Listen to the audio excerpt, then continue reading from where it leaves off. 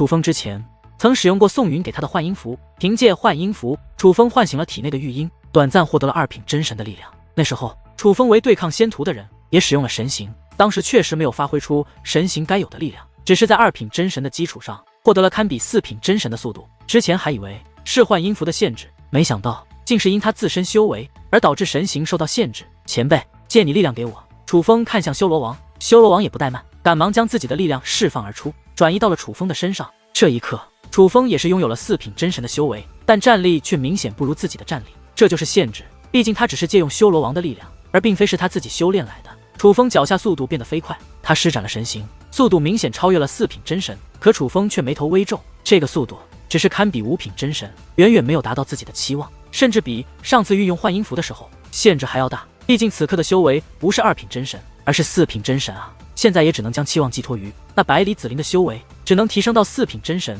好了，前辈，楚风让修罗王收回了自己修为，随后自己也是将意识再度投射到界灵空间内，看着那道阵法大门上的图案变化，楚风能确定此次解开阵法大门，修罗王他们的修为可以使用6次，刚刚用了1次，还有5次机会。只是对于目前的楚风来说，这个次数已不是关键，只要楚风能够自己突破修为，也便无需借用修罗王的力量了。倒不如快点使用掉这次数，然后再重新解开大门，看能否让修罗大军的修为再度提升。只是现在已经没时间了，楚风必须赴约，否则王强就要遭殃。忽然，楚风将目光投向了界灵空间内的修罗剑，修罗灵界最强之剑，不知能否愿意助我一臂之力，也顺便让当今浩瀚修武界的人见识一下你的威能啊！楚风笑眯眯地说着，但如他预料一样，那修罗剑没有反应。可楚风知道，他一定听得到，只是故意装死。想一想，自己一路走来，得到不少所谓的好东西，不只是修罗剑，还有神树种子、麦之本源、创道宫殿等，结果都不能用，费尽千辛万苦把你们搞来，结果都没用。以后再遇到所谓的厉害力量或宝物，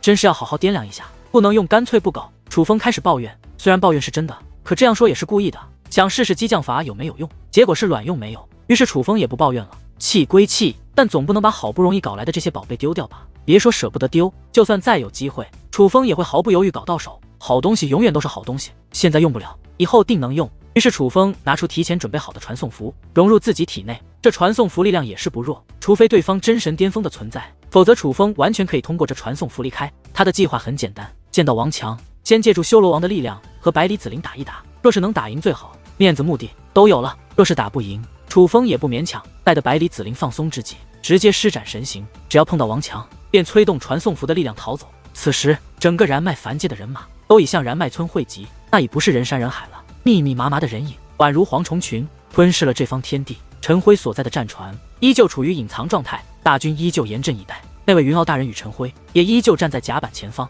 辉辉，你确定楚风会来？那小子能躲过7届圣府的追杀，不像是蠢货啊，他应该能猜到百里紫菱不怀好意吧？云傲看向陈辉，一定会来的。楚风我虽没那么了解，可听允儿妹子说过，他极重情义，不要命的那种。陈辉说道，若真是如此，那老夫倒是对这楚风刮目相看了。云傲目光变化，他不喜欢蠢人，可却更不喜欢不讲义气、不讲道义之人。修武界蠢人多，聪明人也多，小人更多，唯有讲义气、重道义的人少。天才之中讲义气的，那就更是少之又少了。毕竟有几个人敢愿意为了别人而葬送自己的未来？大多数人是为了自己的未来，不惜毁掉别人的未来，哪怕是挚友亲朋，也绝不手软。所以云傲大人很喜欢讲义气之人。云傲大人，若楚风真的现身，保他一下吧。陈辉说道，让老夫来保，这怕是不妥吧？云傲道，我见过楚风，觉得他人不错，况且他和允儿妹子关系很好，若是允儿妹子知道我能帮楚风却没帮，定会对我失望的。再者说了，您不也是看百里紫菱不爽吗？总不能什么都任由他们吧？陈辉道，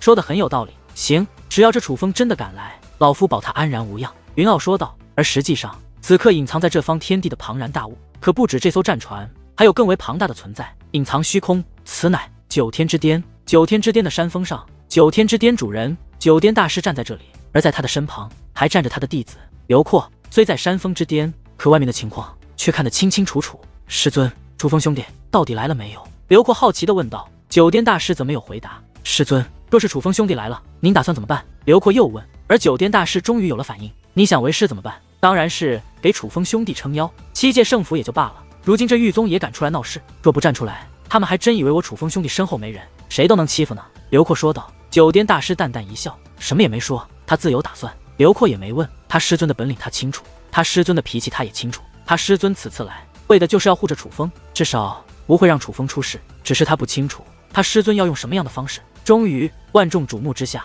那比舞台的覆盖结界开始散去，百里子陵与王强的身影再度浮现。王强看起来毫发未损，闭着眼睛盘坐在那里，似是在修炼，而百里子陵则是意气风发。此时，天地间响起了阵阵欢呼。短短1个月，百里子陵已是名声大噪，拥有了不少拥护者。